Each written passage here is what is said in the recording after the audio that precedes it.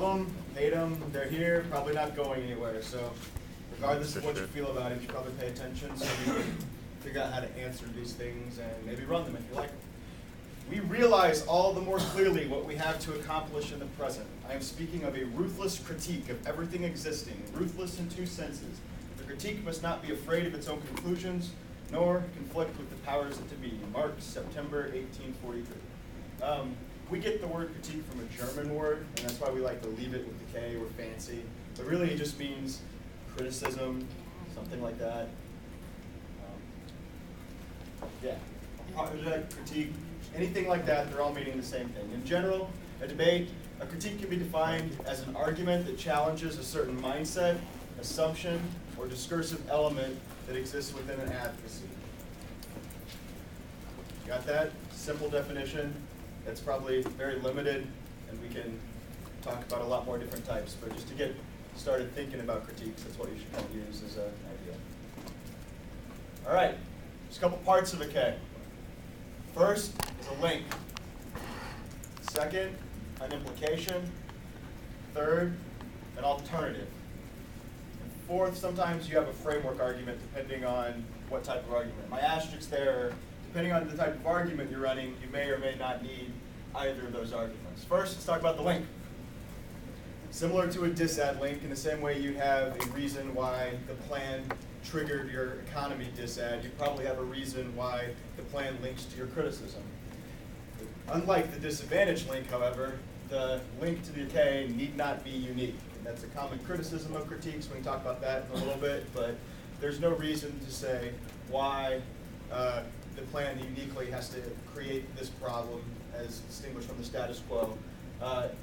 Common links will sound something like you re-entrench a certain mindset, or you further perpetuate a faulty system of logic, or you redeploy some violent language. All of these things will probably, or concepts will probably exist in the status quo, but the fact that your plan re-entrenches, further perpetuates, or redeploys them is really the problem.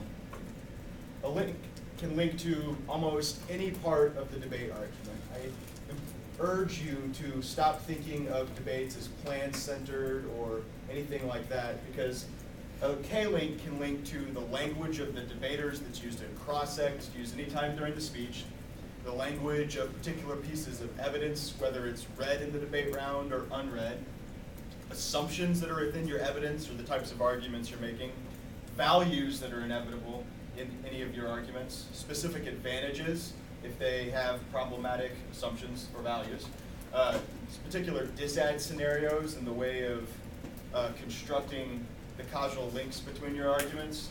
They can link to your plan text, and they can be linked to the resolution. Every part of the debate is subject to any type of link in a criticism. Implication, fancy word for impact. Means the same thing. Reason why whatever you're doing is probably not a good idea. Common impacts that you're going to hear in a lot of Ks is replication of harms. You're not going to be able to solve as long as you keep re-entrenching, redeploying, or any type of the mindsets. Another common impact is that there's no value to life within this framework. Extinction's also another common one. Replication of genocidal mentalities is another common one. And some even claim nuclear war, same as dissents.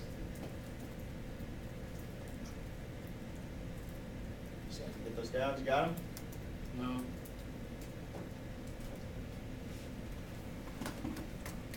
Okay.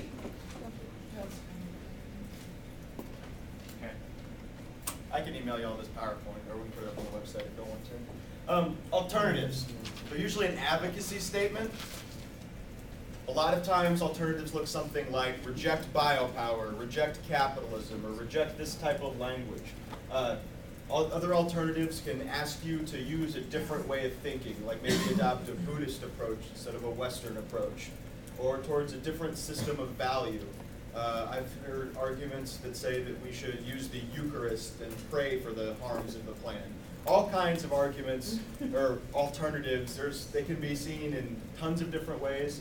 Another common one in the language case, which we'll talk about here in a second, is to use a different type of language. So for example, instead of saying something like daisy cutters, we could say ruthless things that slice people in half. or something like that. Or there's also a common practice to not have an alternative. This happens with particular types of criticisms which just choose to disrupt and maybe deconstruct or prove that what you're doing is false. This happens with Nietzsche a lot, or even some Derrida arguments. It's in general the way to think about this, that it's the negative's job to prove that Burger King is bad. There's no reason that they have to win that McDonald's is good. And so, common ways is particularly to not have an alternative. All right, according to Bill Shanahan, the critique supplements, not supplants, current debate practices. The critique is not the new way of debating or out to become the new debate dogma to replace the old guard. The critique joins policy debate if along the way one help. Whoa. Just go back. That's Bill. The critique opens up another way for debate. Policy debate provides the framework in which the critique can flourish. Wonderful. If, however, the only result is debaters are exposed to different ways of thinking, new thinkers, then the critique has served one of its major purposes, to expand the realm of critical thinking. And that's kind of what I want to talk about for a second, that this last line is really important. Critiques are not out to destroy everything about debate. Their main goal is that they kind of come from the line of thought that everything is debatable, and that if you can't defend common values, language, or the thinking behind the things you're arguing about, then you're not being a complete advocate for these positions. If you can't defend things like the government or capitalism, why are you promoting these things? So, if anything, critiques are meant to be probably slightly disruptive to your current educational practice or the current debating practice. A quote from Nietzsche that, "What is a philosopher that never disrupted anyone?" And this ought to be the epitaph of our current university philosophy, that it disrupted no one. And in this line of tradition, I guess, that it is that critiques do what they do. They base a lot of their stuff on criticizing things that are normally taken for granted, and and a lot of arguments usually make people feel uncomfortable when they first hear them. They get angry and frustrated, but that's all part of that process that forces you to think outside of your box. So, this is Bill Shanahan. He is the assistant professor of communication at Fort Hays State University. Bill had some education stuff. He got his PhD at the University of Texas at Austin. He publishes a lot about Nietzsche, and it's not, I mean, the etymology, I guess, of critique when it comes to debate, or I guess it's more of the genealogy of it, it's not really for sure, but it's kind of considered, I guess, not really truth, but that Bill's teams in the late 1980s started to develop a different type of argument from what was normally considered normal in policy debate. And so, in order to talk about what a critique is and common criticisms of it, we're going to go back to 1993 and kind of juxtapose an article that Bill wrote for the Rostrum with an article that William Bennett and Janice Caldwell kind of co-worked on to answer his argument. So, this down here, Georgia State, my senior year, that's me. That's Shanahan. He says I won. Voted for me once. You're a tool. Types of Ks. Thinking, rhetoric, and value.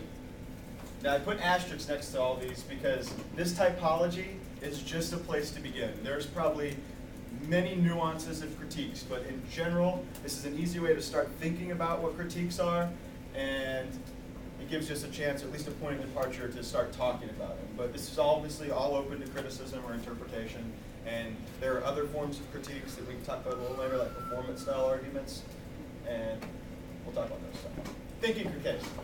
Thinker critiques attempt to think the resolution along different paths. Policy debate presently functions on a foundation of unquestioned assumptions. Quite simply, this type of critique opens those assumptions for consideration.